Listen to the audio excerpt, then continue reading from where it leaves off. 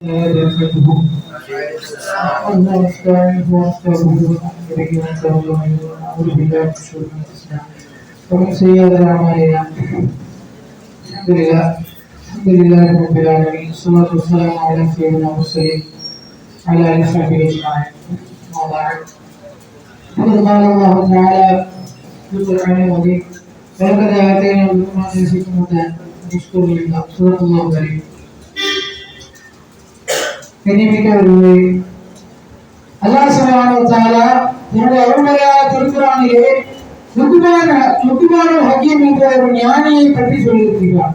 ஒரு முழு சூறாவையே 34 ஆயத்தை கொண்ட சூறாவையே ஒரு அறிஞரை பற்றி குர்ஆனில் சொல்லப்பட்டிருக்கிறது என்று சொன்னால் அவர்களுடைய அறிவை நாம் விளங்க வேண்டும். யார் இந்த லுக்மான் அலைஹிஸ்ஸலாத்து வஸ்ஸலாம்? அவங்க யார்? அவங்க நபியா? அவர் ஒரு ஹக்கீம், அவர் ஒரு ஞானி. இந்த லுக்மான் அலைஹிஸ்ஸலாத்து வஸ்ஸலாம் அவர்களை பற்றி அல்லாஹ் சொல்லும்போது சொல்றான்: வலக்கத் ஆதைனா லுக்மானல் ஹிக்மத அன்ஷ்குரு லில்லாஹ். நாம் லுக்மானுக்கு நிச்சயமாக ஞானத்தை கொடுத்தோம்னு சொல்றான். வலக்கத் ஆதைனா லுக்மானல் ஹிக்மத, லுக்மானுக்கு நாம் ஞானத்தை வழங்கினோம் என்று அல்லாஹ் தஆலா குர்ஆனில் சொல்றான். இந்த லுக்மான் அலைஹிஸ்ஸலாம் தன்னுடைய மகனுக்கு அந்த சூரா ஃபுல்லாவே அவங்க மகனுக்கு செய்த உபதேசத்தை பத்தி தான் வரும்.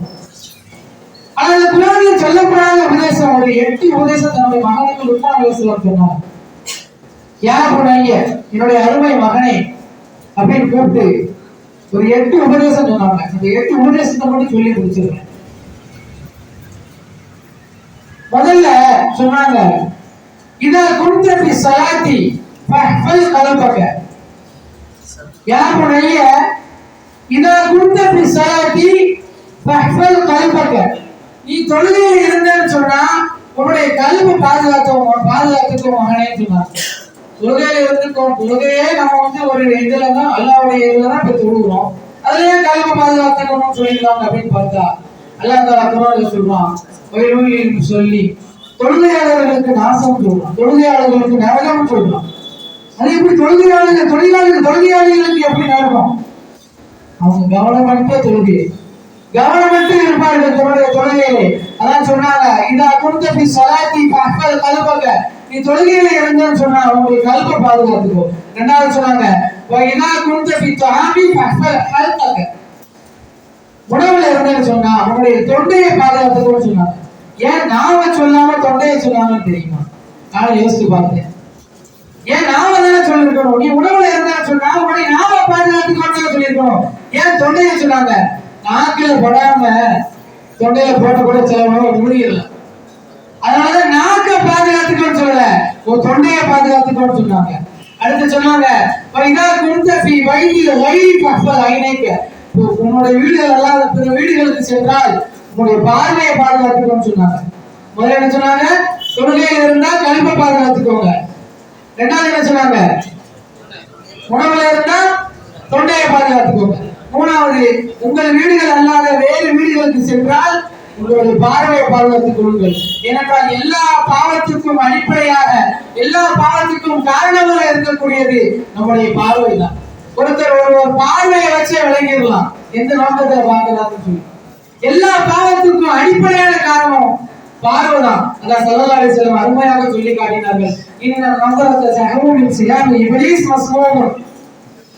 பார்வை என்பது, பார்வை இருக்கிறது, நிச்சயமாக பார்வை என்பது ஷைத்தானிடமிருந்து வரக்கூடிய விஷம் தோய்க்கப்பட்ட அம்பு என்று சொன்னார்கள்.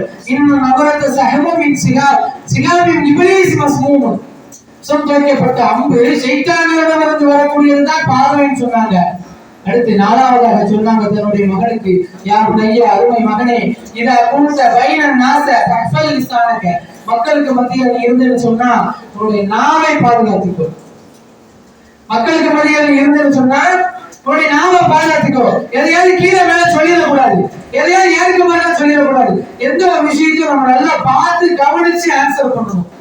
அங்க என்ன நடக்குதுன்னு புரியாம நம்ம பாட்டுக்கு ஏதாவது சொல்லிடக்கூடாது. அதான் சொன்னாங்க: இதா குன்த பைனன் நாஸ ஃபஹ்ஃபல் லிஸானக. மக்களுக்கு மத்தியில் நீ இருந்தேன்னு சொன்னா உன்னுடைய நாவை பாதுகாத்துக்கோ. ஃபர்ஸ்ட் தொழுகையில கல்பை பாதுகாத்துக்கோ. ரெண்டாவது உணவுல இருந்தா தொண்டையை பாதுகாத்துக்கோ. உங்கள் வீடு அல்லாத வேறு வீட்டுக்கு போனா கண்ணை பாதுகாத்துக்கோ. மக்களுக்கு மத்தியில நாவை பாதுகாத்துக்கோ. அடுத்து ஒரு 4 விஷயம் சொன்னாங்க. 2 விஷயத்த வாழ்க்கையில மறந்துடு. 2 விஷயத்த வாழ்க்கையில மறக்கவே மறக்கக்கூடாது. 2 விஷயத்த வாழ்க்கையில நீ மறந்துடு. 2 விஷயத்த வாழ்க்கையில எப்பவுமே மறந்துடாத. மறக்கக்கூடிய 2 விஷயம் சொன்னாங்க. நீ பிறருக்கு செய்த நன்மையை மறந்து விடு. அவனே, நீ பிறருக்கு செய்த நன்மையை மறந்து விடு. அஸ்ஸலாமு அலைக்கும் சொல்லி வராது கொடுத்தது. அவர் பார்த்தோன்னே நமக்கு முதல்ல ஞாபகம் வருது. அவர் அன்னைக்கு ஒரு இடத்துல ஒரு கஷ்டத்துல இருந்தாரு. அவருக்கு நான் இந்த உதவியை செஞ்சு நான் காப்பாத்தினேன், நான் தானே அவரை காப்பாத்தினேன் அப்படின்ற ஒரு எண்ணம் வந்து உனக்கு வந்துடக்கூடாது. நீ பிறருக்கு செய்த நன்மையை மறந்து விடு. 2வது சொன்னாங்க, பிறர் உனக்கு செய்த தீமையை மறந்து விடு. அடுத்தவங்க பார்க்கும்போது நமக்கு ஏதாவது ஒரு விஷயத்த ஏதாவது கெடுதல் பண்ணிருப்பாங்க, அதை மறந்துருக்கும். நான் பார்த்தோன்னா அதை ஞாபகப்படுத்தக்கூடாது. நீ எனக்கு அன்னைக்கு அது பண்ணால, அதுதான் உனக்கு இப்படி நடந்துச்சு அப்படி யாரும் பார்த்து நமக்கு நினைக்க கூடாது. நீ பிறருக்கு செய்த நன்மையை மறந்து விடு, பிறர் உனக்கு செய்த தீமையை மறந்து விடு. 2 விஷயத்த மறக்க சொல்லிட்டாங்க. 2 விஷயத்த வாழ்க்கையில எப்பவுமே மறக்க கூடாது. மறக்க கூடாத 2 விஷயம் என்னங்க? அல்லாஹ் பார்த்துக்கிட்டு இருக்கிறான். அல்லாஹ் பார்த்துக்கிட்டு இருக்கிறாங்கிறத எப்பவுமே மறக்க கூடாது. நீ எங்க இருந்தாலும் சரி அல்லாஹ் உன்னை பார்த்துக்கிட்டு இருப்பான். அவனுடைய பார்வைக்கு அப்பாற்பட்டது எதுவுமே கிடையாது. நீ எந்த இடத்துல இருந்தாலும் சரி, மகமாக்கும் ஐனமா கொடுத்தும், நீங்கள் எங்க இருந்தாலும் அவன் உங்களோடதான் இருப்பான். நம்ம எங்கேயுமே தப்பி போக முடியாது. அவனுடைய பார்வைக்கு நம்ம எங்கேயுமே தப்பி போக முடியாது. எங்க இருந்தாலும் சரி அல்லாஹ்வை எப்பவுமே மறக்க கூடாது. 2வது சொன்னாங்க, மறக்கக்கூடாத விஷயம், எங்க இருந்தாலும் மௌத்தை மறந்துடக்கூடாது. அல்லாஹ்வை மறக்கக்கூடாது, மௌத்தை மறக்கக்கூடாது. வாழ்க்கையில மறக்க வேண்டிய 2 விஷயம், நீ பிறருக்கு செய்த நன்மையை மறந்து விடு, பிறருக்கு செய்த தீமையை மறந்து விடு. வாழ்க்கையில மறக்கக்கூடாத 2 விஷயம், அல்லாஹ் உன்னை பார்த்துக்கிட்டு இருக்கிறாங்கிறத எப்போ மறந்துடாத. வாழ்க்கையில எந்த இடத்துல எங்க நீ இருந்தாலும் மௌத்து வந்துருங்கிறத மறந்துடாத. யாரா இருந்தாலும் என்னைக்காவது ஒரு நாள் மௌத்து கண்டிப்பா வந்தே தீரும். இதனுடைய அஜல் இருந்துச்சுன்னா ஒரு நொடி முந்தவும் முடியாது, பிந்தவும் முடியாது, நல்லா போனான்னு சொல்றேன். அதனால நீ எங்க இருந்தாலும் சரி உன்னுடைய மௌத்தை மறந்துடக்கூடாது. அல்லாஹ் உன்னை பார்த்துக்கிட்டு இருக்காங்கிறத மறந்துடக்கூடாதுன்னு சொல்லி அருமையான 8 விஷயத்தை தன்னுடைய மகனுக்கு சொன்னாங்க. கண்ணியமிக்கவர்களே, நம்மளும் நம்மளுடைய வாழ்க்கையில இதை எடுத்துக்கிட்டோம்னு சொன்னா சாதாரணமான விஷயம் அல்ல. இவங்க தன்னுடைய மகனுக்கு சொன்னதெல்லாம் சாதாரண பார்வையை கொண்டு பார்க்க கூடாது. பிற வீட்டுக்கு சென்றால் உங்களுடைய கண்ணை பாதுகாத்துக் கொள்ளுங்கள் என்று சொல்லி இருக்கிறாங்க. அதுல ஆழ்ந்தமான அதுல நம்ம ஆய்வு செஞ்சு பார்த்தோம்னு சொன்னா அதுல அவ்வளவு அர்த்தம் இருக்கு. வாழ்க்கையில வெற்றி பெற வேண்டும் என்று சொன்னால் இந்த 8 விஷயத்தை ஃபாலோ பண்ணணும்னு சொன்னா இன்ஷா அல்லாஹ் தஆலா நமக்கு மேலும் வெற்றியை கொடுப்பான், மறுமையிலும் வெற்றி கொடுப்பான். லுக்மானுல் ஹக்கீம் அவர்கள் தன்னுடைய மகனுக்கு சொல்ல இந்த 8 விஷயத்தை நம்முடைய வாழ்க்கையை பின்பற்றி வாழக்கூடிய நசீபை ரஹ்மான் தந்தருள் புரிவானாக. வாய்ப்புக்கு கூறி நன்றி பாராட்டி விடைபெறுகிறேன். அல்ஹம்துலில்லாஹி ரப்பில் ஆலமீன். அஸ்ஸலாமு அலைக்கும் வரஹ்மத்துல்லாஹி வபரகாத்துஹு.